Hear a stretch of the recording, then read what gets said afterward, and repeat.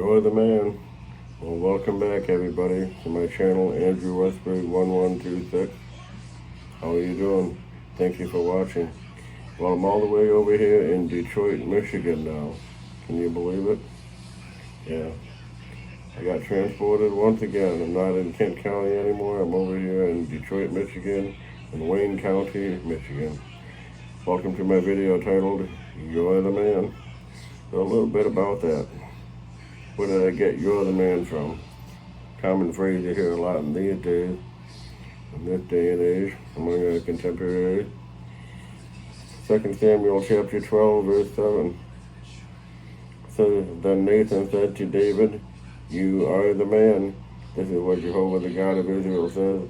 I myself anointed you as king over Israel, and I rescued you from the hand of Saul.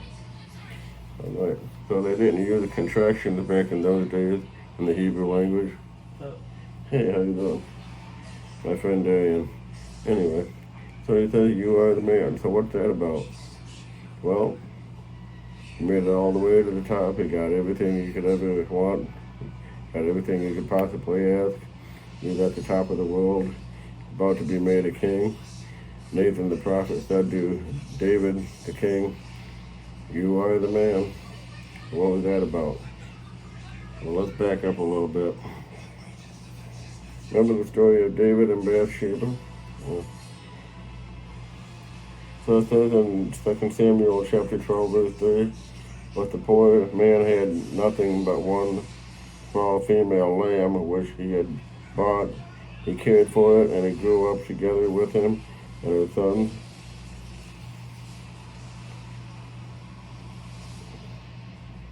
It would eat from the little food, and he had drink from the cup and sleep in his arms. It became as a daughter to him. Later a visitor came to the rich man, but he would not take any of his own sheep and the cattle to prepare a meal for the traveler who had come to him. Instead, he took the poor man's lamb and prepared it for the man who had come to him. Then it goes on in verse 5, it says that this David grew very angry against the man, and he said to Nathan, As surely as Jehovah is living, the man who did this deserves to die, and he should pay for the lamb 4 times over, because he did this and showed no compassion. So let me translate to you a little bit. David was the shepherd over his flock, or his lambs, or his sheep, right? So he's making an excuse. He wants to send somebody to war, put them in the front line of battle, have them executed. So what did he do? He chose Uriah. Why? Because he lusted after Uriah's wife. He was the king, he could do that kind of thing, but he abused his power. Unfortunately, he had Uriah put to death by putting him in the front battle lines without consulting Jehovah. Remember, he went to war without consulting Jehovah. That's why he lost, and he suffered the consequences. So, how did he become overconfident? Well, if we go to Ezra chapter 10, in verse 44, he did what was sort of common in those days, and it shouldn't have been. Ezra chapter 10, verse 44, it says, All of these had taken foreign wives, and they sent their wives away along with their sons. And so it says something similar in that. In verse 8 of 2 Samuel chapter 12, it says, I was willing to give you your master's house and put your master's wives in your arm, and I gave you the house of Israel and Judah. And as if that were not enough, I was willing to do much more for you. Okay. Remember, you're the man.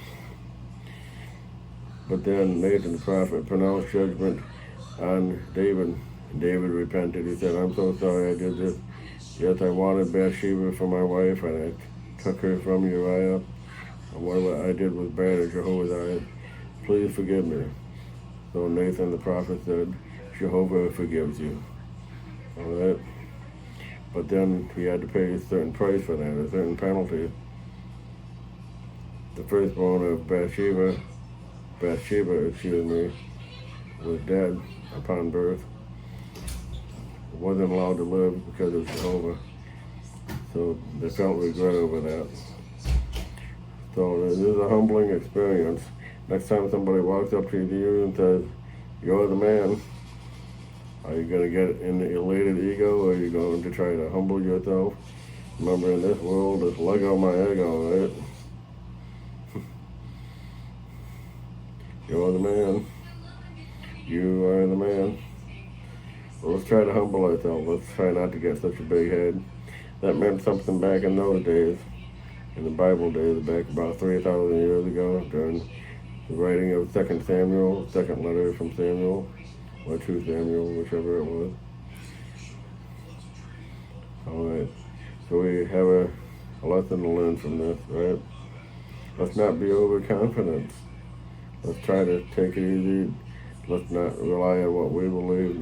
Let's not rely on our own understanding. Let's not rely on what everybody else believes, but it's about what Jehovah, what God believes, not what I believe, not what you believe, not what we all believe. But we have to go back to the Bible, God's Word, as a gauge. Mm-hmm. You're the man, so what's your decision going to be, huh? Oh, you're the woman. Okay. Woman included. Well, that's all for now. I just thought I'd briefly share with you some new information that was going through my head. All right, bye. And thank you for watching.